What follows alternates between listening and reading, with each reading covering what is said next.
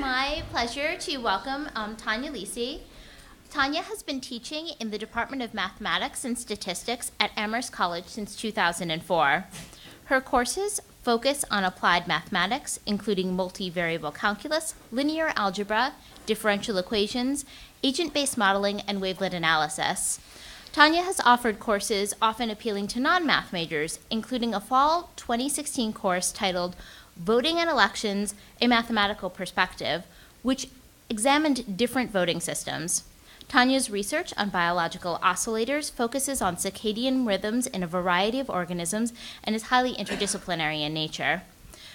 She works with colleagues in neuroscience and biology at Smith College, UC San Diego, and other universities to gain insight into the psychological mechanisms of the circadian clock.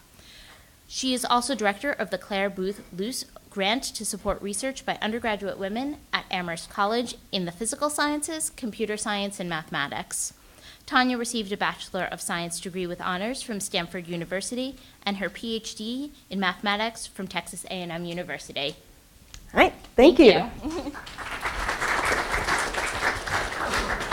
So thank you all for coming. I appreciate the opportunity to talk. Is the level okay, or is it a little loud?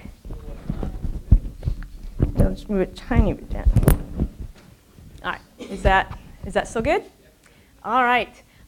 So I just wanted to share with you a few of the issues that we discussed in my course this past fall. It was a fabulous set of students. We all learned together. I want to emphasize I'm not an expert in this area, that it was really a learning adventure that my students and I shared in a really tumultuous election season last fall to really look into some deep issues, focusing on the mathematical perspectives, but also thinking about the social and political implications of the voting system.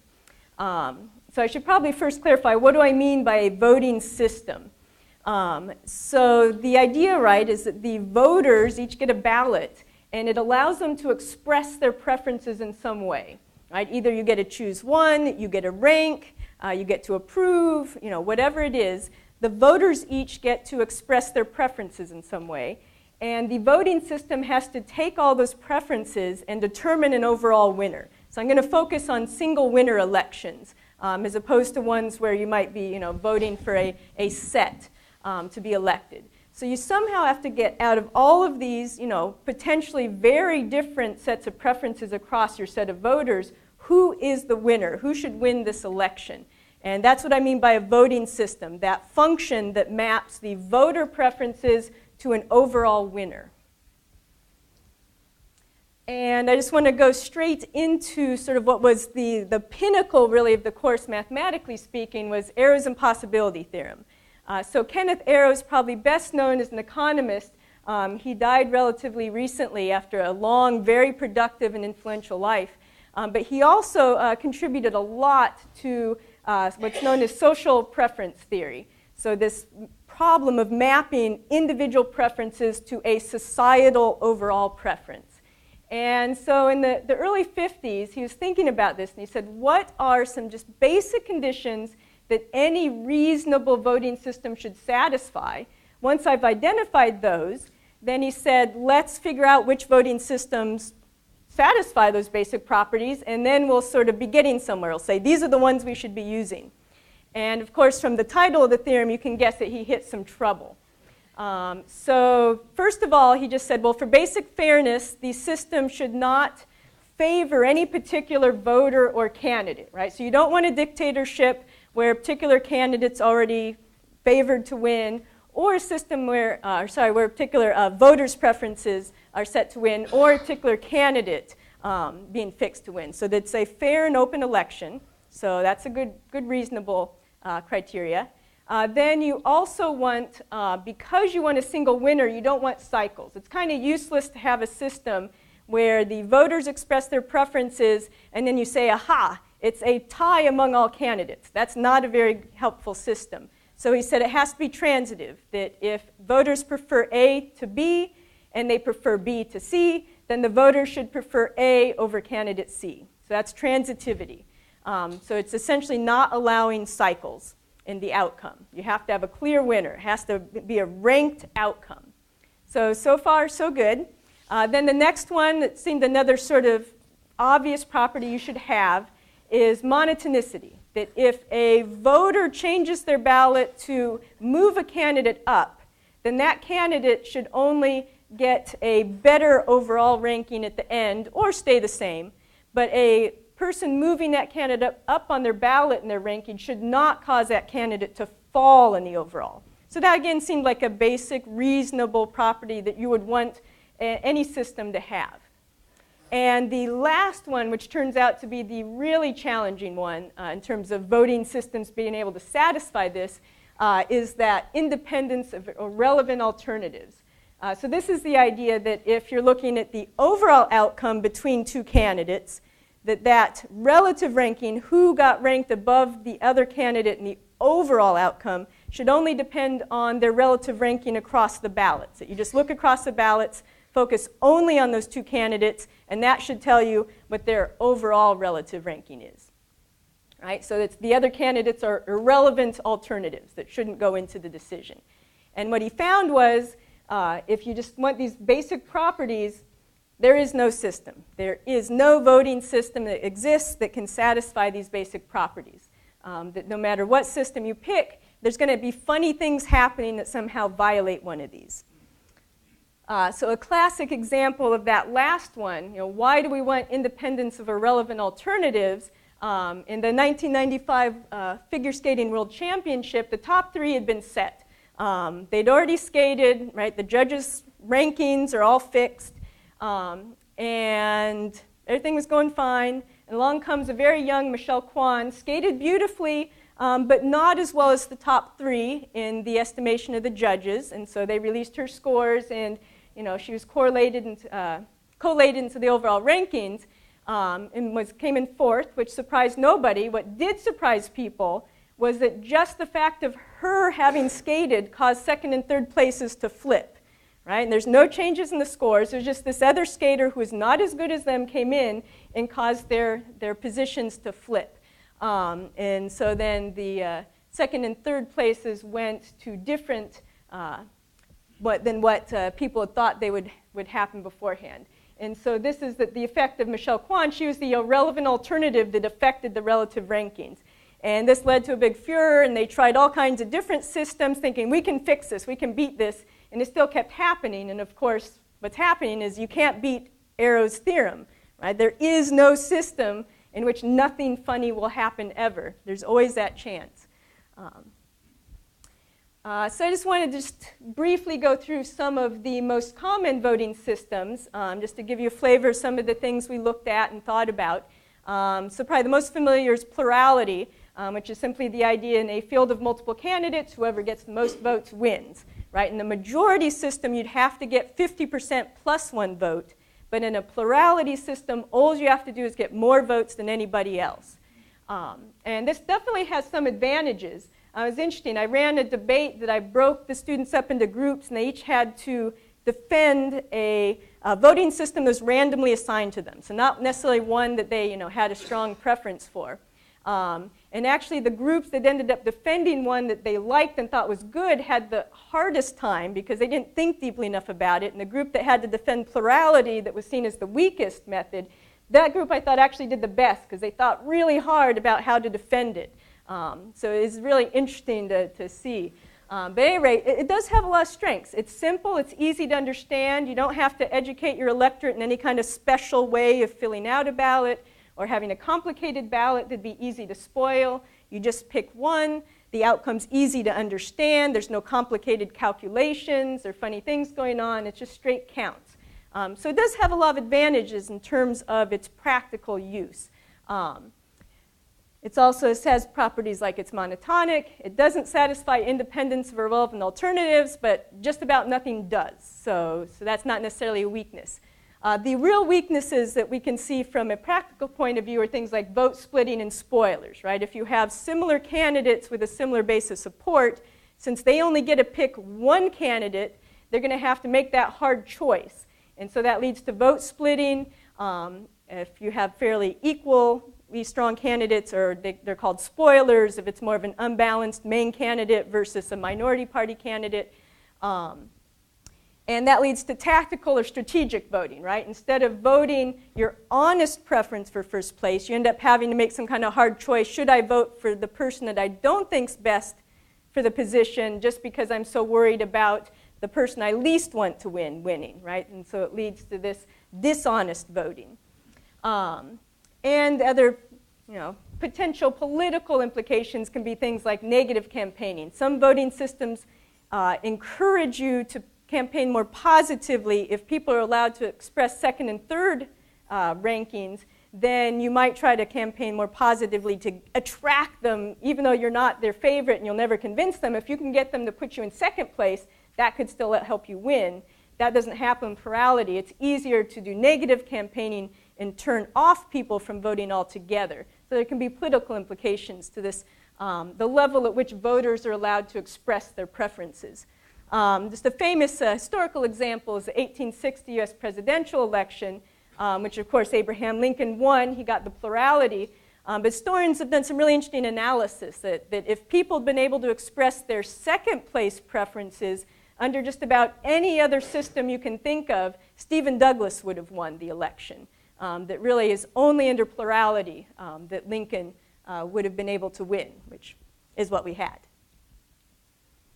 Another system is the Borda count. So this is a point system. You have to rank all the candidates. The first places get the most points. Whoever you give second place gets fewer points, and on down the line. This can work really well in contexts with experts, like sports rankings, where you have a small set of experts that rank every single candidate, which is not really practical in a political setting, but works really well in certain other settings. So the strengths are it takes full account of all of the voter preferences. It's taken into account the entire ranking of all candidates. And it can promote compromise candidates. If you have sort of a polarized situation, but there is some agreement on sort of a middle candidate, it can help that middle candidate win if they get a lot of second places. The real weakness is it's very vulnerable to strategic voting. All you have to do to get your favorite's rival to not win is just artificially put them very low on the list or put a really weak candidate above them so that they get fewer points. Even though if you were doing it objectively, you might think, well, actually, these guys are pretty similar in strength. So it's just an example of a place it's used. So in American League, most valuable player vote, it's a small set of 28 voters. You have 28 experts who are ranking the set of players. And you can see, let's see, do we have a pointer? So I just picked out a case here. Typically, the winner does have the most first places. So they would also have won a plurality. But with the Borda count, you definitely get some cases where if the votes sort of split and there's no clear favored first place, you can get someone who's sort of this compromise candidate. They didn't get as many first places as another candidate, but they got so many second places across the board that they rise to the top and end up winning. So it can allow those sort of scenarios that plurality does not.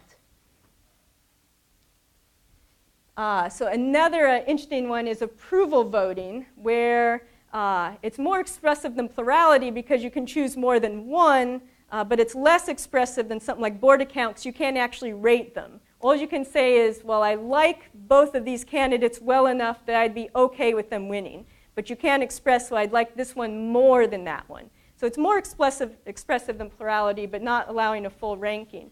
And this has actually induced an interesting polarization of the field, that some people are staunch supporters of approval voting, that they think it's the best thing ever found in a voting system, where other people think it's terrible and you really need to be doing something more like a Borda count that's taking into account a full ranking.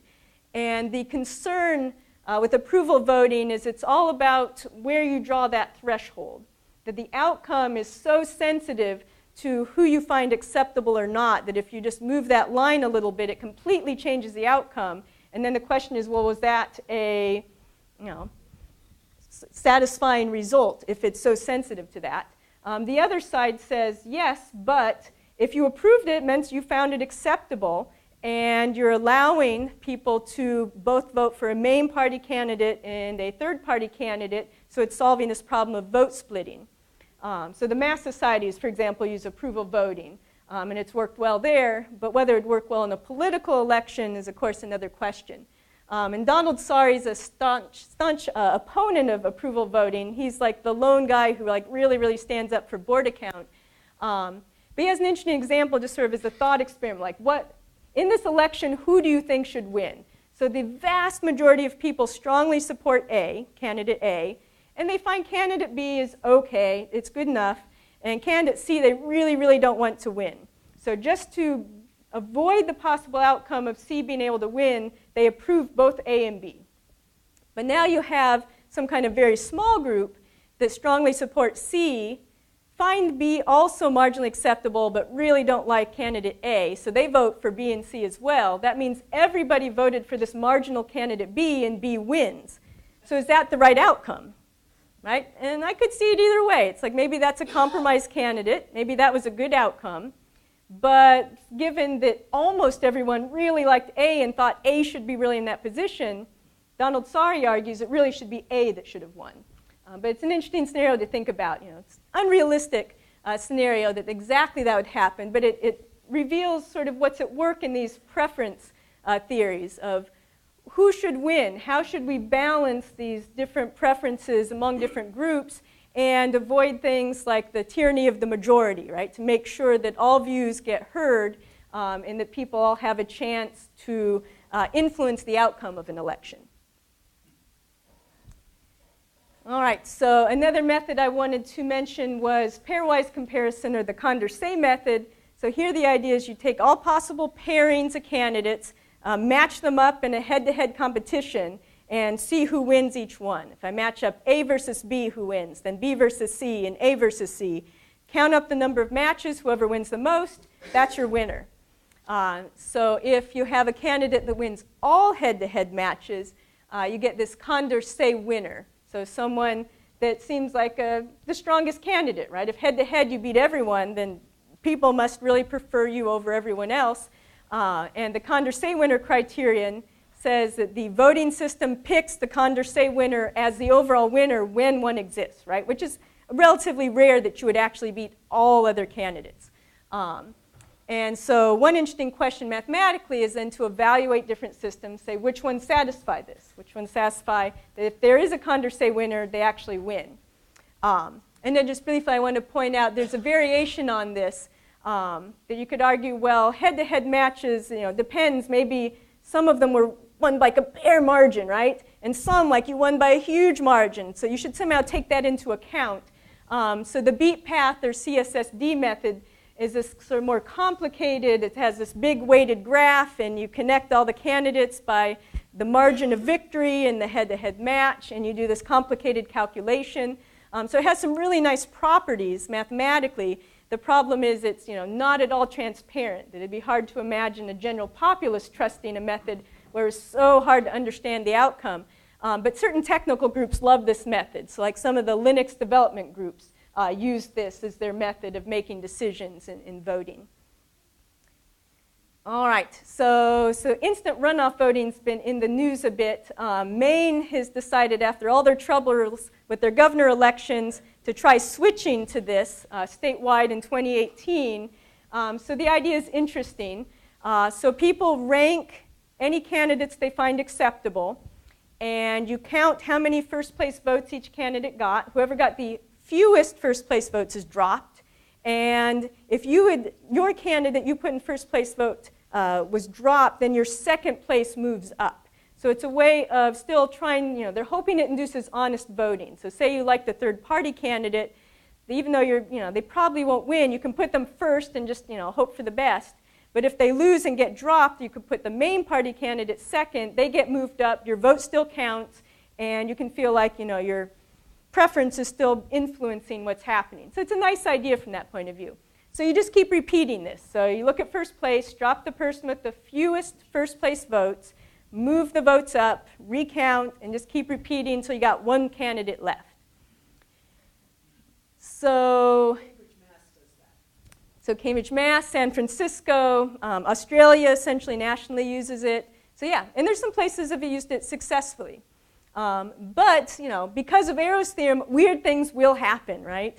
And so sort of the classic one that happened in Burlington, Vermont in 2009 in a mayoral race that was using this. So 3 main candidates. The person who came in 3rd place according to this instant runoff, so he's essentially the first person eliminated, actually was the Condorcet winner. So that's also, first of all, kind of a little bit crazy. The IRV does not satisfy the Condorcet winner criterion. But I think even more strange than that is if the winner of the instant runoff had gotten more first place votes. If he'd been able to get more support, he would have lost. And the key is all in this elimination process, that if he'd gotten more first place, that means that would have been taking it away from one of the other candidates, and it changed who would have gotten eliminated first, and he would not have done as well against that other person. Presumably it would have been Montrall then that he would have been up against instead of against Wright. So it's not monotonic. So again, the question is, how often does this happen? That, when you're picking a voting system, weird things are always going to happen. In a practical sense, how often is it going to happen? And does that concern you? One comment to everybody here. Everybody here had 2 opportunities to use this method. And the 2, the mascot issue, every year for the alumni trustee. But the question, I have a question for you.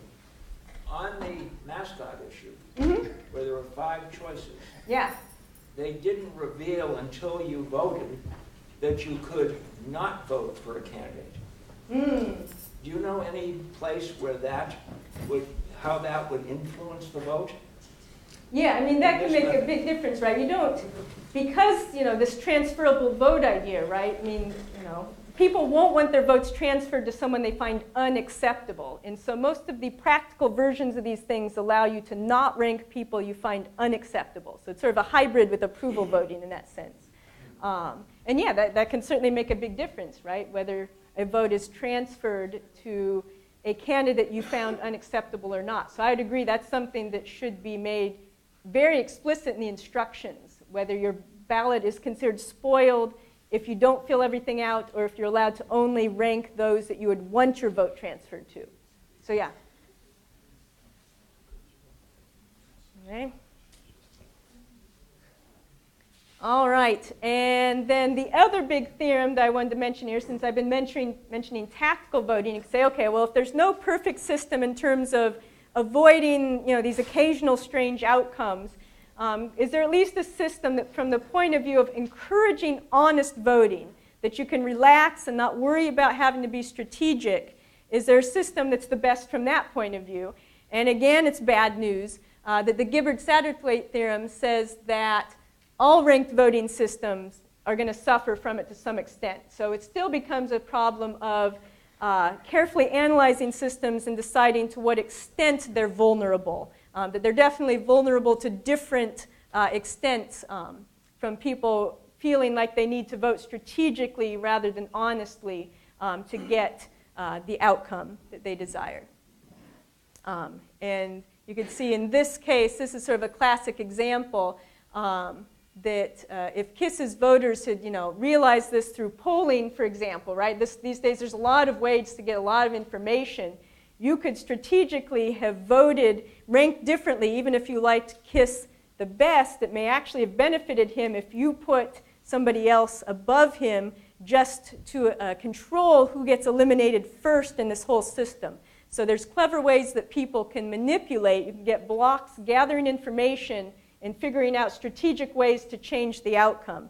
And the goal then would be, how do you find voting systems to minimize that risk? There we go. All right, so now I want to shift gears for the rest to a very different problem with some really interesting mathematical aspects to it that's been very prominent in the news lately, which is gerrymandering. There's essentially 3 kinds of gerrymandering. So the idea is that after each U.S. census, we have to redraw districts in each state, for example, for deciding elections of U.S. House representatives. That as districts change size, you've got to adjust. Due to apportionment changes, a state may gain or lose a representative. So every 10 years, you've got to keep redrawing these district maps. and how you draw them can really affect the outcome. So you can draw them to protect incumbents. The courts have said this is fine, that they think that's perfectly natural thing in a political system to have happen. There's nothing unconstitutional about it. Racial gerrymandering is to try to reduce the representation of certain protected minorities. So that's regulated by the Voting Rights Act of 1965.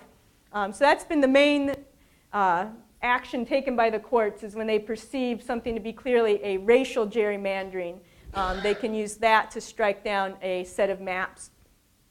Partisan gerrymandering is an attempt that if in a state a certain party gets control and they try to redraw the maps to maximize the number of seats they get at the expense of the opposite party, there the courts have been less clear. They say, well, some of that's natural and acceptable, but at some point it will cross a line. The problem is they haven't been willing to say where that line is, and so they've really been unwilling to rule on this, that really all of the district maps that have been struck down have been on racial gerrymandering grounds. That partisan gerrymandering, it's just not clear where that line would be. So the sort of, of course, the Supreme Court case that got a lot of this ruling had some really important rulings that have affected things. It's the Baker versus Carr in 1962 set that one person, one vote, which I think is a little misleadingly worded. But the idea is that districts all have to have the same population. Well, what do you mean by population? Is that registered voters, eligible voters, everyone? This court said it had to be everyone. You have to count everyone who's going to get represented. So everyone living in that district. And establish the right of the federal courts to review these redistricting maps in order to check that things are being done constitutionally.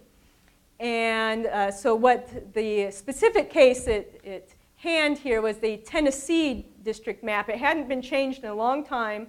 There'd been a lot of movement of population to the cities from rural areas, and that ended up giving rural population a much greater representative say than the population in the cities, which I think is really sort of echoing some of the things we've been seeing these days with, for example, the Electoral College in some respects is kind of reflecting something similar.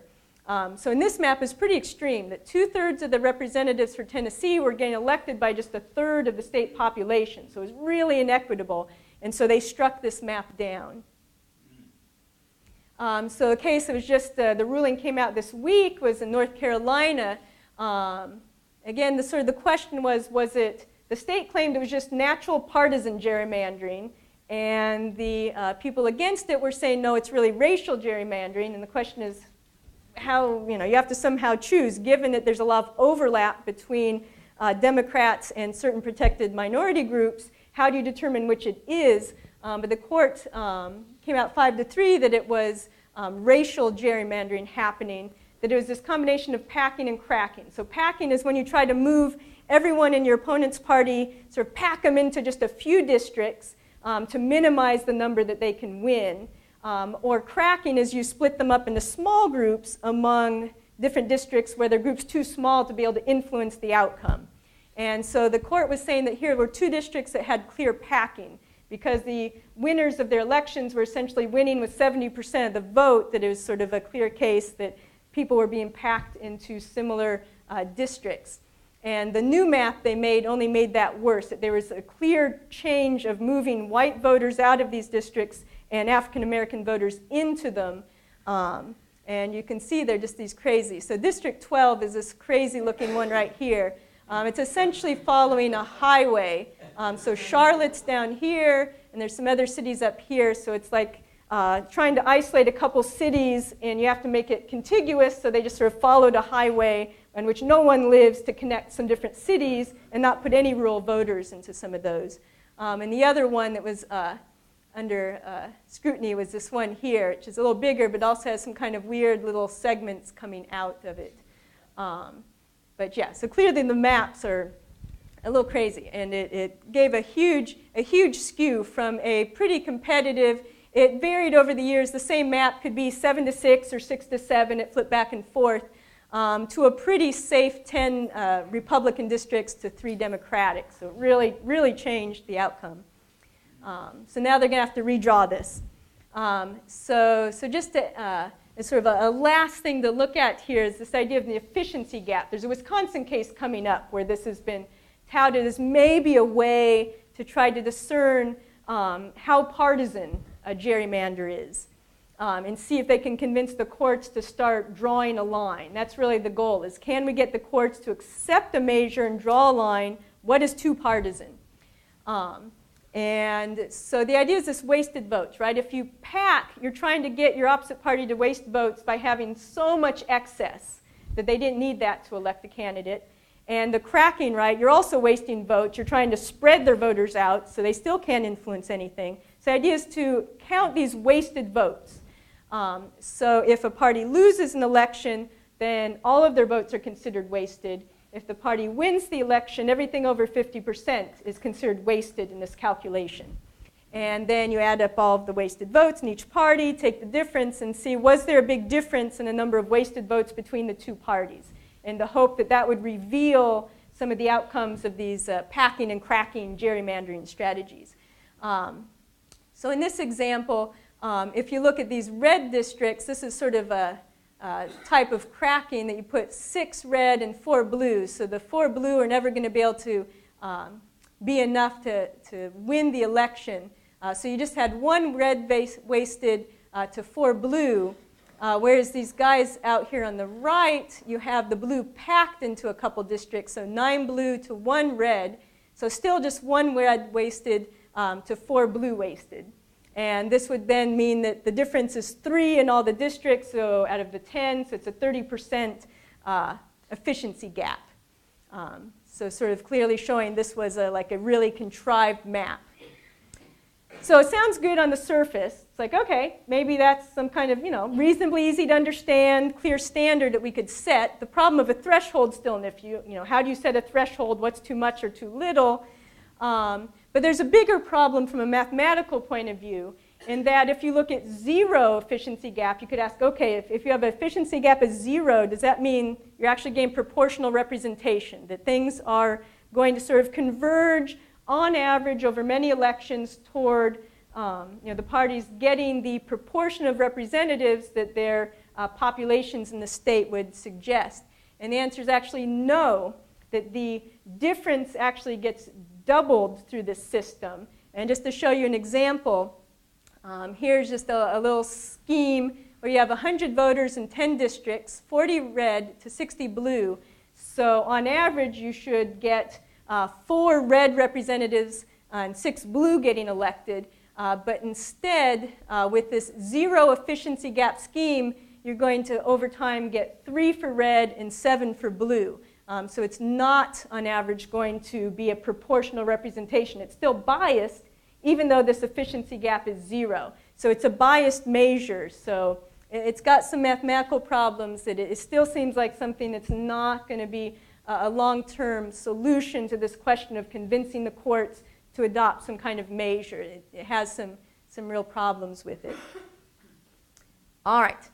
And a real last quick, so not a mathematical issue, but sort of just an issue that I find of grave concern is access to the vote. And this is another thing that's really state-controlled, like the gerrymandering representation. The state law varies hugely in whether once you're convicted of a felony and have served your time, do you get to vote or not? Some states, they never take it away, even while you're in prison. Other states only take it away while you're in prison, and others permanently disenfranchise you. And this is just a map showing that some of the worst states are like Virginia, Kentucky, Florida.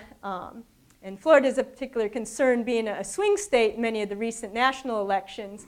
In Florida, you have right now 21% of African Americans disenfranchised because of these kind of laws. So it's sort of a two-pronged. You ramp up your incarceration rates, you then permanently disbar people, and now you can essentially eliminate huge sets of voters. But because of one person, one vote, those people still count as your population. And so they're still contributing to your influence, but you're not allowing them to be represented. And really concerning is in some of these states, you have 40% of black men being disenfranchised. So hugely disproportionate bar to the vote. All right, so I'm out of time, so I'll end there. So thank you very much for listening.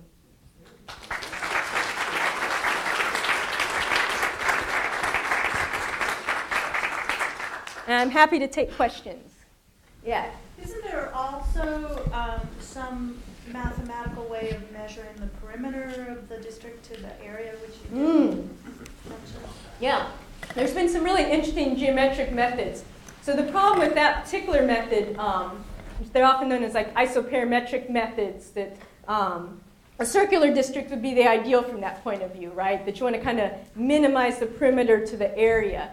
The problem is in practice that perimeter is really hard to measure. That ratio of area to perimeter can change enormously based on what scale you're measuring the perimeter.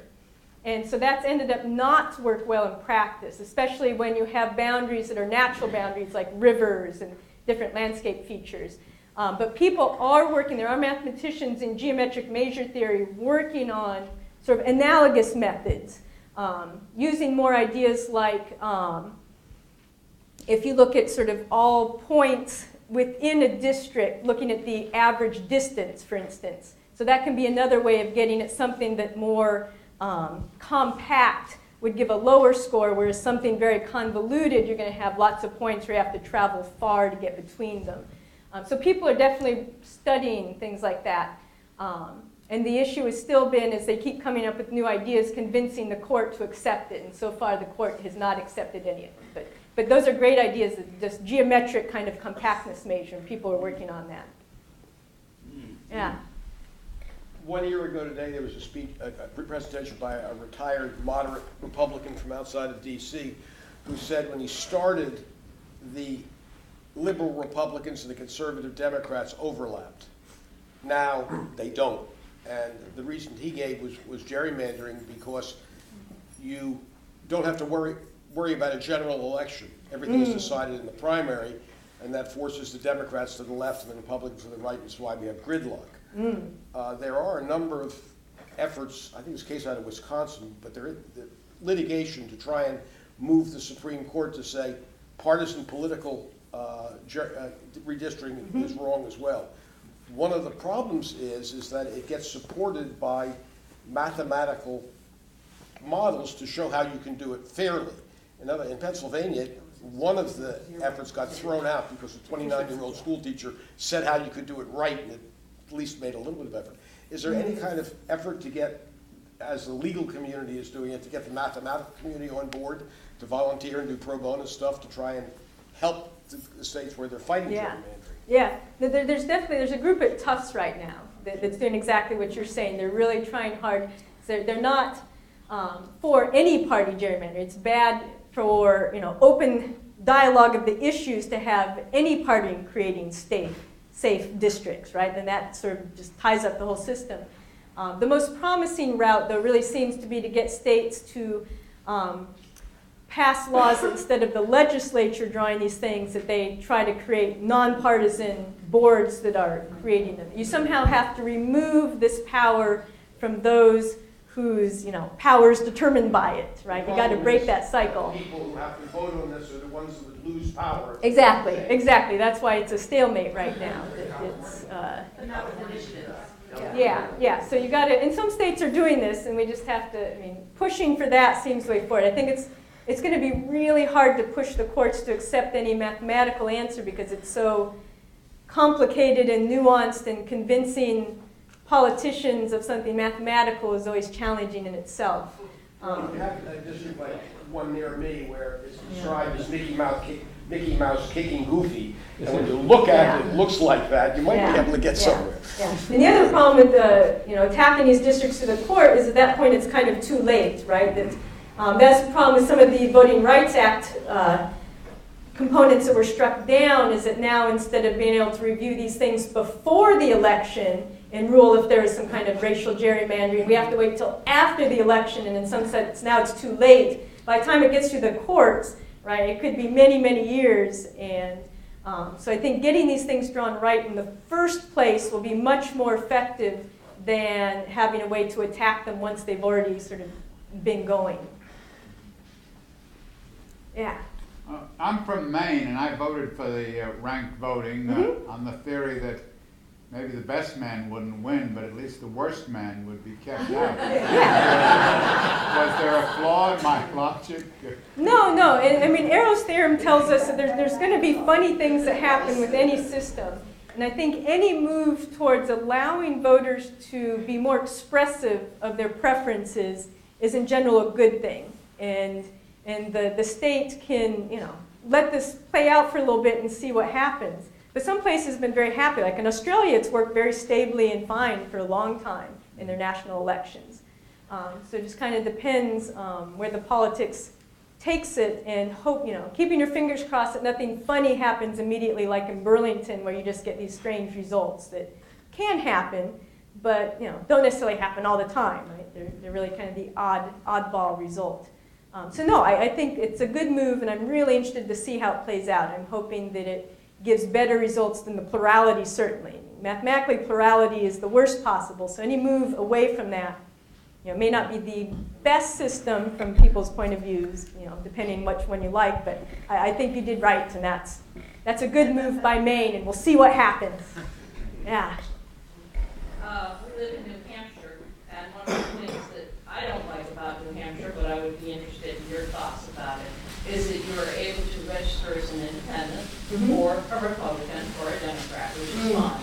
But when it comes to primary voting day, all of the independents can, on that day, decide which party they want to vote in, and then, of course, immediately go back to being an independent. I think that encourages the negative kind of voting that I want the weakest. I will vote for the weakest candidate in the party that I don't like in order to. Yeah. What are your thoughts on that? Oh yeah. Yeah. No, I think in terms of reforming a lot of our elections, reforming the primary system could have a huge effect, right? Because once you kind of have these general election candidates come out of the primaries, you're kind of stuck with that choice. Right? The problem with the primaries, there's often large fields of fairly similar candidates. You have issues like what you're raising of voters getting to kind of choose one or the other to strategically manipulate things. So a system that allowed people to express preferences beyond just first place, first of all, could potentially cause a candidate to emerge from the primary with a wider base, right? So that it's not, the vote doesn't get split up a bunch of similar candidates and allowing some fringe candidate to win. Then the kind of issue you're raising would be separate from the voting system itself and more really about what do the parties in that state allow, which would be sort of as a separate issue. But I think you're right in pointing out primaries is a huge part of this whole question. It's not just about what happens at the general election, but how is the primary system, what kind of candidates are encouraging, what kind of voters are they encouraging, and are people really being able to express and get the consensus candidate to emerge out of that system? So, just Yeah. kind of piggybacking on that, I'm from Washington State and we have the same situation, but I think it's really important to vote in the primaries, and so there's absolutely no outlet for independent voters. And certainly out west, there's a lot of variations in who's voting, and there's actually moderate Republicans sometimes. But are there states that allow a system for independents? Is any state having a primary for independents because you're kind of not allowed in the game, so you pick a party? Not that I know of, but there are states that have an open primary where instead of separate, Democrat and Republican primaries, it's a single big primary, sometimes called a jungle primary when the politics get real nasty.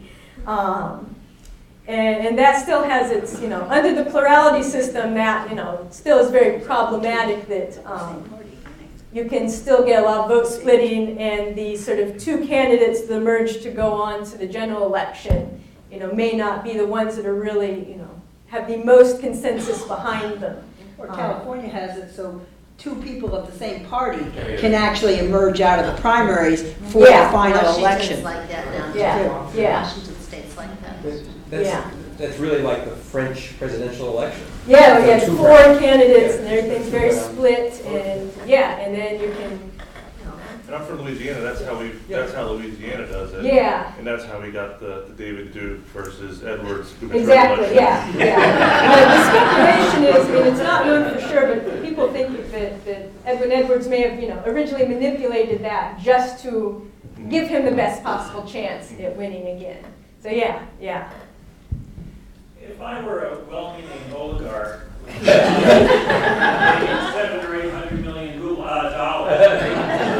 available, is there a voting method that I would prefer in order to influence a national election like that?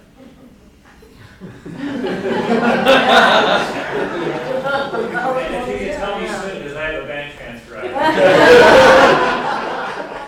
Yeah. Well, I mean, it's been interesting to see how money can influence it. It's clear that money, to a certain extent, definitely influences election, but sort of excess money, it's not so clear, has been influencing things under the current system.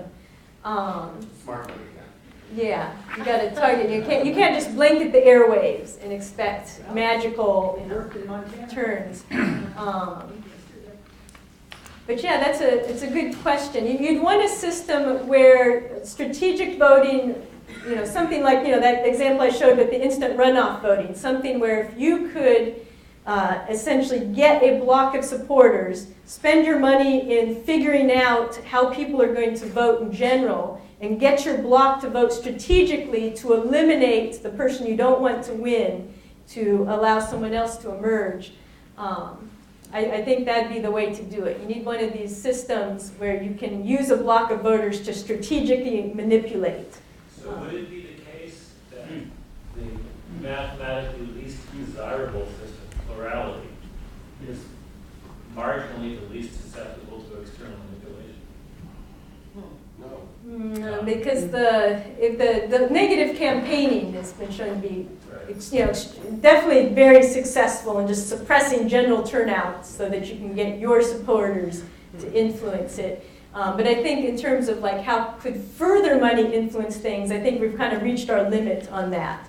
And it's in terms of new strategies for money, I think you need a different system. But yeah, I mean, definitely money affects things, and it's voter suppression, right? It's really all about voter suppression. Yeah. I don't have a clear answer to your question, but it may be that the answer, I don't know, I'm really interested in helping you. Yeah. I'm going to start with another country first. It may be that the answer would lie not in the voting system, but in the system for gaining access to being on the ballot. If you could get on the ballot with a lower threshold of whatever the test is to get on the ballot, and if that threshold could be met geographically or in some way that was susceptible to your use of money, maybe by some number of districts or some way of getting onto the ballot.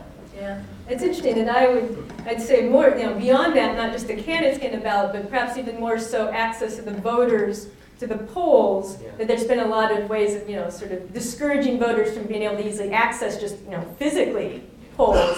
So money put into ensuring adequate resources and more, locations and. We're blocking it. Yeah.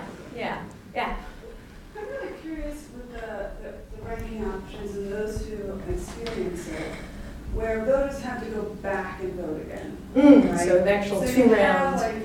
Low voter turnout in general, and then you're asking them to go back out and vote again. And so what sort of effect, have we seen that? Is it less turnout, or is it the same people coming out, or is it different people? Yeah, it's a good question. I don't know all the answers to that. I know, for example, in San Francisco, I looked briefly into that with their use of instant runoff, and it hasn't noticeably increased turnout, but it definitely decreases cost. To only have to do 1 round instead of paying for 2 is, once you get over the cost of having to change your voting equipment to be able to handle that new system, it's definitely less expensive to hold 1 round of elections than to hold 2 whole rounds. But that's a point. That's why a lot of the supporters of instant runoff voting, they bring that up, that you can increase the overall turnout, Instead of having that sort of low turnout first round, you try to get everybody out for just that single overall round. But how well that's played out is not clear.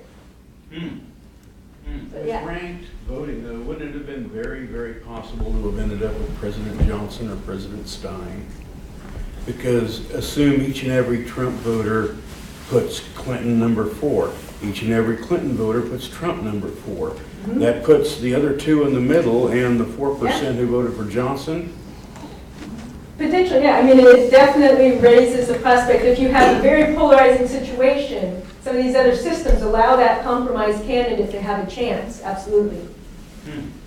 Yeah. A different area of voting preference. The government gives out a lot of R&D money. And I've supported several different government agencies who use the same methodology. Once you qualify, they use something called 1,000 coins, where each voter has 1,000 coins, and it's always been, you get no more than 100 per any one person, and you always have to do one. And I was wondering what your observations are about that as a method from a mathematical perspective. So you're talking, just to make sure I understand, like cumulative voting, where everybody gets a certain number of points and they can distribute it. You can either give them all to one candidate, or you can split them between these, or things like that. Yeah, those are interesting systems. The arguments against them have been that, one, the strategic voting, that people will tend to revolt to plurality, because if people have a really favored candidate, they'll just put everything into that candidate. And then it's sort of susceptible to varying and things. And that it's just more complicated for people to figure out. So there's some concern of spoiled ballots. If you had it in a national election, would everyone figure out how to evenly split up their allotted points and things? But I think mathematically, it definitely has some interesting options. Again, it allows you to be expressive in a way that's different from just ranking or approving, right? It's opening up the expressiveness in a way sort of similar to rating would do, but by having a certain number of points, right, that kind of constrains you in a way that rating wouldn't. So I think mathematically it's very interesting. In certain contexts, could work really well. Other than the tactical problems, what are the downsides of that method? You don't get funded. Yeah, it's a good question. I don't know enough about it to say from a mathematical point of view which things are problematic. We did look at it briefly, but I don't remember offhand. But the main concerns with it from a practical point of view are those of voter education in helping people understand the best way to distribute their points and make sure they do that correctly. It's really more that complication. But most city council type elections where there are 4 at-large people and the number of people, you can either just vote once or you can vote 4 times. So in a sense, you're already doing that in a way. I mean, there's that kind of system throughout the country. Yeah, and anything that induces more flexibility, more ability to express, I think it's generally a good thing. So, yeah. You probably know the answer, so I'll ask you to answer it. But if you don't, I will tell you. Tell us. How did they come up with gerrymandering? Oh, with the Boston election, they thought it looked like a salamander. Which is actually, if you look at the way those districts were shaped, it's actually very mild compared to anything happening today. But yeah, there's that cool political cartoon that's the classic, But didn't someone say that looks like a salamander, and then they said, yeah, that's a gerrymander because Eldridge Gerry was the one who... Exactly, He also was very influential in constructing the U.S. Constitution and the Declaration of Independence. So he was a noted politician. Overall, the other point I would make, which is obvious, but it was brought up by the former representative from Virginia at one time, the sophistication for doing this now with technology and statistics is far, far more complex. But you can have in a neighborhood, they can go back and forth in the neighborhood based upon voting districts. Very, very different. The computational abilities we have now just ramp this up. They can maximize the number of seats now. Just to comment on that, I did a lot of work last summer before the election, and I was given lists of, these people, you go knock on their doors because they were Democratic or Republican, and they're all screwed up because people move. And people die, and you can't do it on a lot of places go up, it's a Democratic voter, no, it's a Republican voter, it was Democrat. So it changes. Yeah, things are happening, yeah. So these are all many systems to determine one winner. Yes. And then you have multi-member districts with proportional representation. Are your conclusions the same for those? No, that's a whole different ballgame. Yes. Yeah, the single winner question is quite distinct from something that's more where you're aiming for proportional representation and you're electing multiple. There's some similar mathematical issues. It's not like there's any easy answers there either. But yeah, it's a very different qualitative kind of problem. Yes. Yeah. I'm curious, have you noticed anything that you can express mathematically as a result of public funding of elections at any level? So I'm not sure I follow your questions. Well, some of the people have questioned about barriers to entry and how that affects things. So I'm wondering that if public financing permits more candidates, does that have an effect on any of the voting systems that you've been able to observe? Or maybe it's not something you've even considered yet. Yeah. That's more on the political implications side of what is your pool of candidates to begin with, right? If it's skewed towards extreme candidates or wealthy candidates, who that you want a pool of candidates who's representing your entire population. And I'd agree that the public financing, rather than all of the sort of undisclosed private financing, would be not guaranteed to lead to a better pool, but definitely change the flavor of the pools that we've been getting to hopefully represent a wider cross-section of views. That's hard to know, and I'm not sure that any particular voting system would influence that. That's really about the underlying funding system instead of laws governing things. But that really influences things, I agree. Yeah. I think the cheapest thing for the oligarch is to buy hackers and hack all the voting machines. There you go. They're not secure. Yeah. A lot of them don't have printed outcomes. Yeah. He hires 50 hackers. Yeah. The states are all different and hack the machines. Yeah. Another issue would be just the ones with the courts. That if the gerrymandering is essentially fixed, that there's very few elections that are actually in competition. That you could also argue that throwing all your money at the courts to get them to start throwing out two partisans of gerrymanders could restore some balance, right? So you don't want either party doing it, right? There's definitely states where Democrats have severely gerrymandered things. It's not good for either party to be doing this. Yeah. Given that elections more and more are not really a single event, but actually plays out over time because of the early voting, which changes, to the extent you know about it and hear about it, changes the probabilities. That seems to be like an interesting mathematical problem to solve because it's based on sort of the value of information. Has that much work been done on that? I'm sure there has. I'm not, really aware of things, but there has to be a ton of stuff going on right now, just given sort of the constant, flooding of up-to-date information from polling, with, the early voting, all these things that are changing. Assaulting. Yeah, so the crazy stuff in the media. That's definitely having a big influence, and I'm sure, people like Nate Silver and, all kinds of mathematically minded political scientists are definitely, looking into that. But I don't, I can't really say anything further myself. But that's definitely been very interesting. It's definitely changing sort of the dynamics of what's happening. But also the mathematics of it too, right? Because looking into the predictive side. So that's sort of different from the kind of mathematics I was talking about, but the mathematics of predicting and thinking about how to influence. How do you influence an election, given it's not just about leading up to this big event, but that there's this sort of slow grind, and as soon as we sort of finish one election, it feels like the grind is already starting for the next one, right? So Washington State is on an early and mail-in only voting, and there's maybe about 10 polling machines that you can drive to, sometimes long distances on the day of polling. And again, it's an interesting type, and there's questions about other contact in terms of who's mailing the vote in and who's helping who fill out the ballots. So given the time, I can answer one question. pick someone who hasn't gotten a chance to talk. Occurred to me to ask, we've talked about primaries.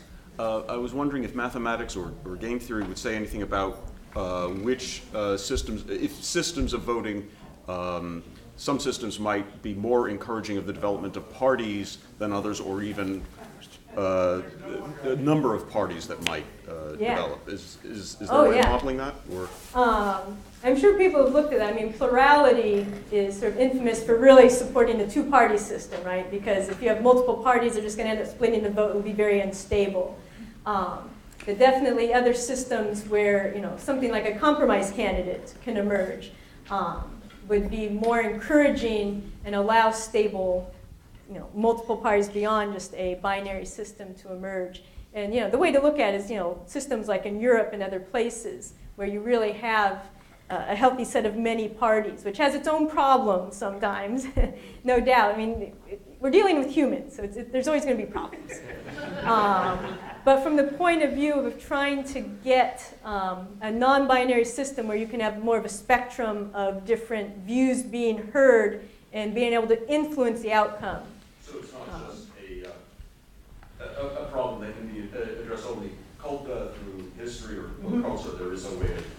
Yeah, I think different voting systems definitely, just the way the dynamics play out, will support, you know, what's more stable. That plurality, it really becomes very binary. And other systems can allow, you know, more parties to emerge. All right, so we better wrap it up. So thank you for coming.